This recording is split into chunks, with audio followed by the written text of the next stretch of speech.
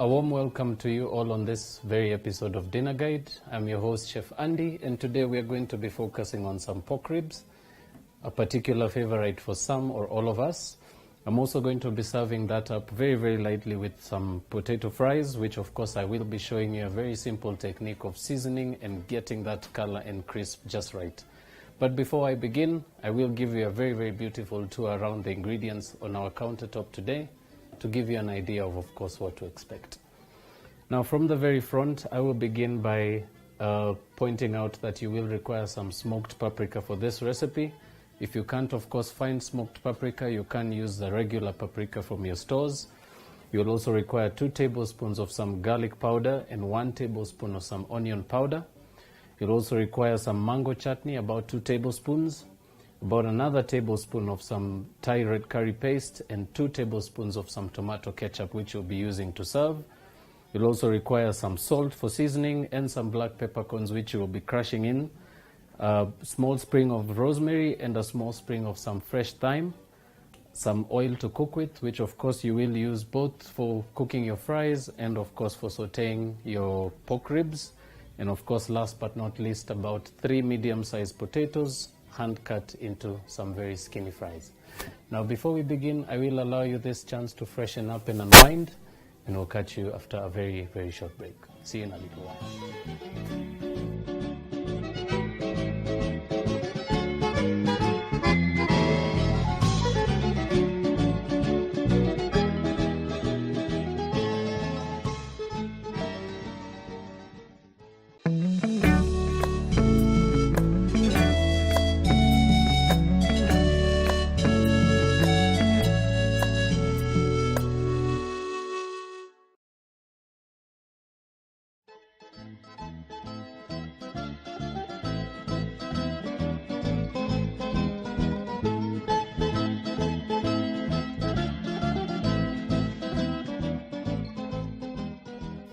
Welcome back, viewers. If you just missed out on the introduction to the show, we're going to be working with some pork ribs today, and we're also going to be serving that up with some homemade fries.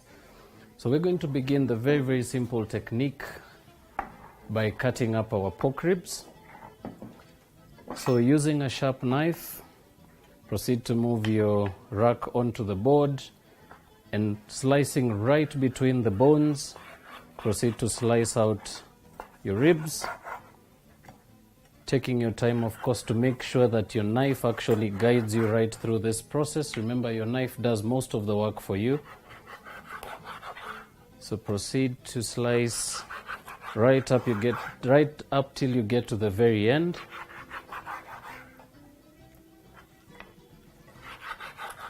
Be sure also to have your butcher or your retailer actually break the ribs for you if you're looking for something somewhat smaller. So you can actually be able to slice your rack right through the center, and it should actually be able to give you some very beautiful short ribs as well. Right, once you've gotten to the very end, we will begin to marinate our pork. So I'll just turn my board around, and you can proceed to add those to a bowl. And now we begin the seasoning process very, very mildly by adding our chutney first. Now, this is particularly very easy to find in your retail stores, so you can be able to find this already jarred up. But if you are looking for a better way of doing it, you can also find some unripe mangoes, probably pickle those for about a week to 2, and you can proceed to use those right after that. Right, now to the pork, we'll also add our curry paste. This is also this is also very, very easy to make on your own, but of course with a beautiful addition of array of ingredients in the retail stores today, you can also be able to find that. Now, this particularly does not have to be very authentic, but you can actually be able to find the better version of this, and they will actually cost you quite a bit, but one particular serving of this will actually really give a beautiful impact to the dish. So be sure to always pick a very, very good branding or brand name that you can rely on, especially when working with some pre-packed ingredients. Now to that, I'm also going to be incorporating a bit of my garlic powder. So I'm only going to add about half a teaspoon of that. And this is basically just to get that beautiful onion pungency. Proceed to also crush over some black peppercorns. And very, very importantly, some salt. So I'm going to add about a teaspoon of that. And now by hand you can proceed to work your marinade around your pieces of pork very, very lightly. You can, of course, for better results, marinate this a day in advance, and this can actually sit in your refrigerator for up to 2 to 3 days. You can, of course, give that any time longer than that, of course, by freezing this in some freezer bags, and this should actually be able to give a nice, beautiful, tender bite to your ribs, and it will also be able to infuse the flavor right up to the bone. Right, so proceed to toss around your bowl. Of course, always moving your bowl around. And very importantly, also remember to scoop up any bit of your marination that's at the bottom of the bowl, and always work towards bringing that towards the top surface of your bowl. So this should take you anywhere between 2.5 to 3 minutes to get a nice perfect coating around your ribs. And once done, you can allow that to sit on the side very, very briefly to just marinate. Of course, rinse off your hands before proceeding, just to be able to aid you in holding your knife. And now we'll begin the process by heating up our pan. And while we await for that, I will also proceed to add some oil onto a separate pan. And this will be basically cooking our potatoes in very briefly. So I will also proceed to turn that up and allow that to just come to the boil. Now, very, very importantly, especially when working with oil and water, it is my due diligence to actually mention to you that you should always try and make sure not to have any water coming into contact with any particular hot oil, because it could actually spark a flame. So for that, always have a sieve or a colander right next to you. And with that, you can basically allow that potato to just drain very, very simply on the side. Of course, giving it a shake will allow for most of the water to escape. You can proceed to do so, tossing continuously right up until you have no water dripping from the bottom of your colander. And one particular beautiful tip I've learned over the years, very important to also dry your potatoes. So I like to use some kitchen towel. And all you need to do now is just toss that inside your bowl or your colander and just proceed to pat your potatoes dry. Be sure to also go for the nicest quality that you can find. Remember, very, very cheap kitchen towel will actually tear, of course, leaving residue inside your meal. So be very, very sure to pick the best quality kitchen towel you can find. And now we're going to start the cooking process for the fries very simply. We're going to add those into the oil just before it gets to boiling point. And this will basically allow for the fast cooking. And this will also allow for you to blanch your potatoes, allowing them to cook nice and softly right through to the center. And then we are going to take them out very, very briefly and cook them for the second process, which is basically where you get that beautiful crisp. Right, now to our smoking hot pan on the side, proceed to add some oil, being very generous, of course. And now proceed to add your cuts, very, very gently, but always important to tilt your pan forward to avoid any spillage or, of course, oil from jumping onto your skin. And proceed to just lay your pieces one at a time. Of course, cooking at high heat at this stage.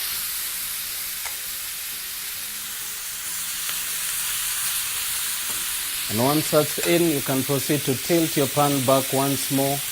This will basically allow for your oil to drip very, very gently through the bones and right up to the bottom of your pan.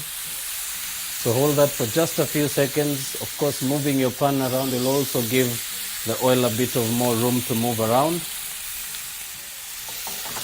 Now you're basically going to allow that to cook anywhere between 7 to 8 minutes on each side. Of course, tossing continuously right through the cooking process to make sure to get a nice, beautiful, even coloring right through.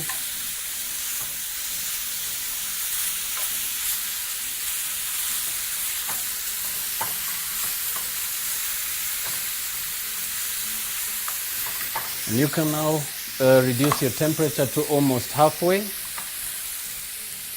And while you do so, we're going to pull off a few of our stems from our rosemary and just proceed to chop those very, very finely on your chopping board. Now, rosemary brings a nice, beautiful addition to a dish. It is particularly very good with meats, especially gamey meat or red meat. Proceed to toss very, very lightly in the pan. And you can now at this stage also break off some stems from your thyme. And very, very gently using your fingertips, proceed to work out the leaves from the stem.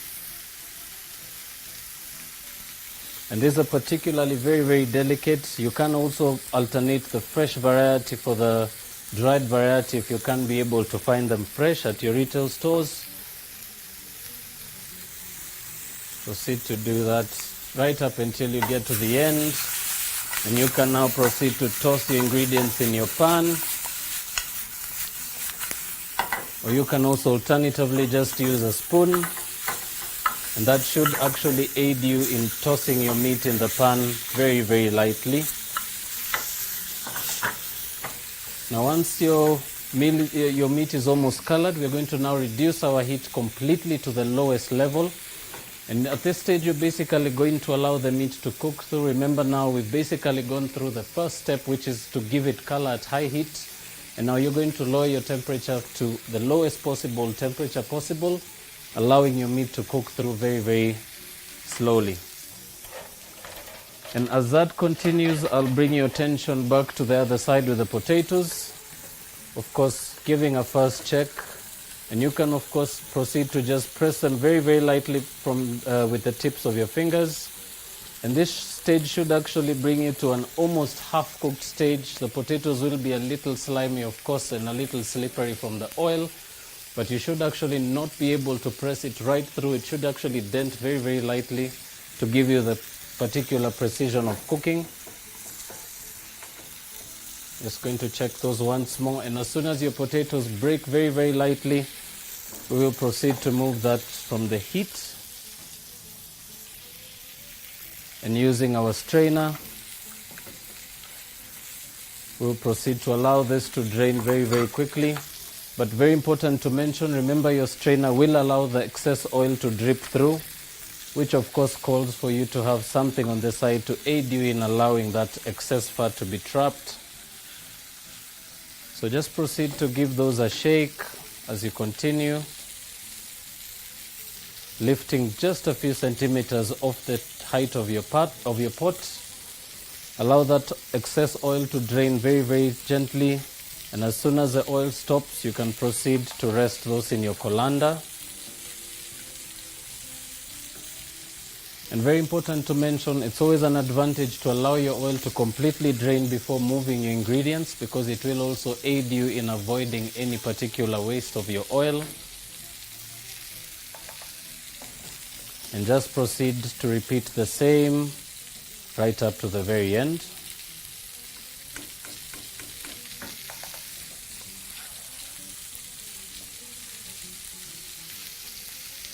Just to grab those last few pieces at the base of your pot. That should take you a very, very short while. And this should take you to the next step, which is taking your oil back to the heat, and we'll actually allow it to heat up a little more than we did in the first instance. In the meantime, we'll proceed to turn over our ribs. And by this stage, you should actually begin to have a nice, beautiful char mark around your ribs. That should actually be the first checkpoint, especially just before you take them off your pan.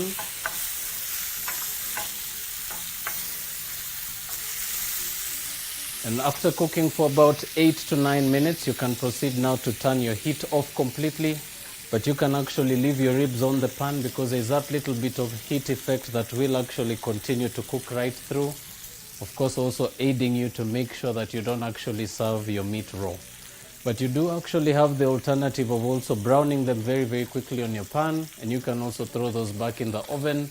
And it will also continue to cook very, very gently, making sure and giving you the advantage of getting some nice, beautiful, tender ribs.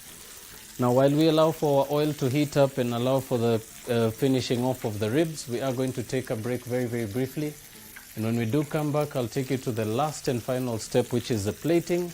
And of course, I will also share with you some very, very simple tips and tricks of plating and working with some pork. So please don't touch that dial. We'll be right back.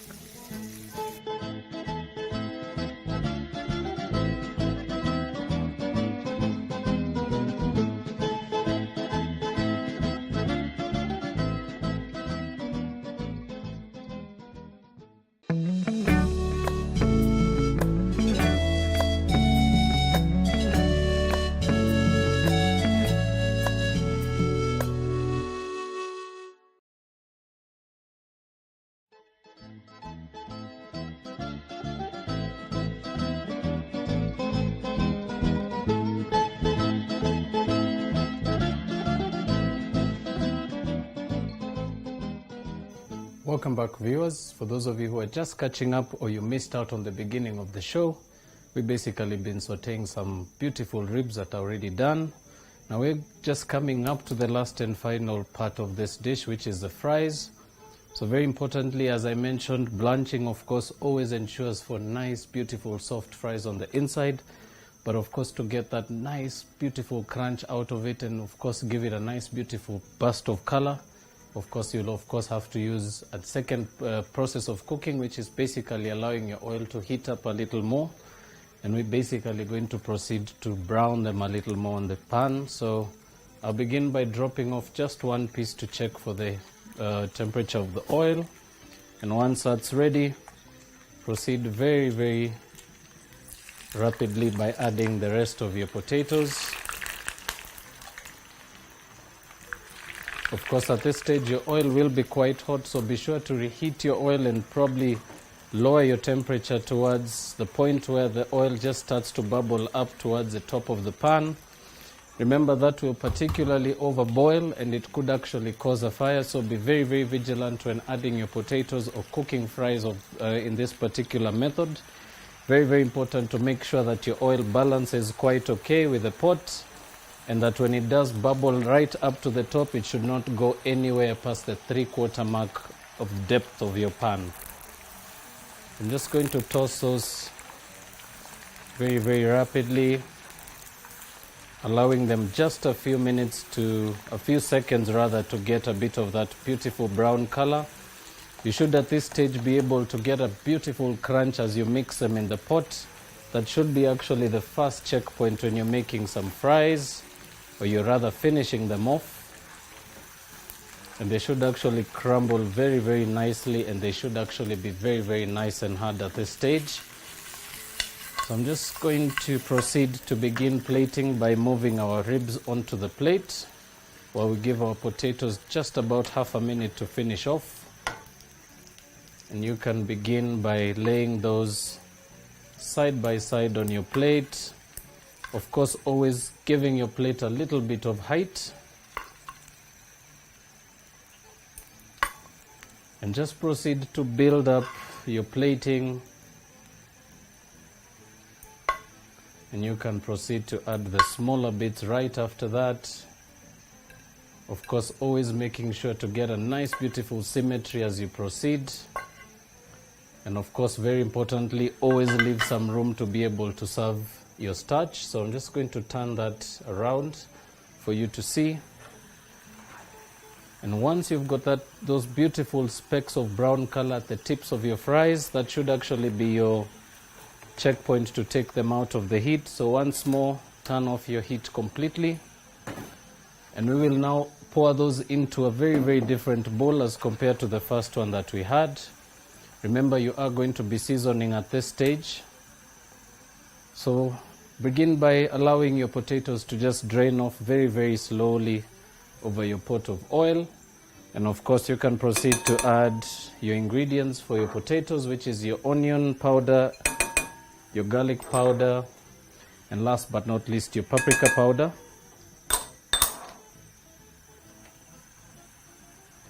And proceed to add your potatoes as soon as they drain off completely. Shaking a few times as well also aids in draining the oil a little faster.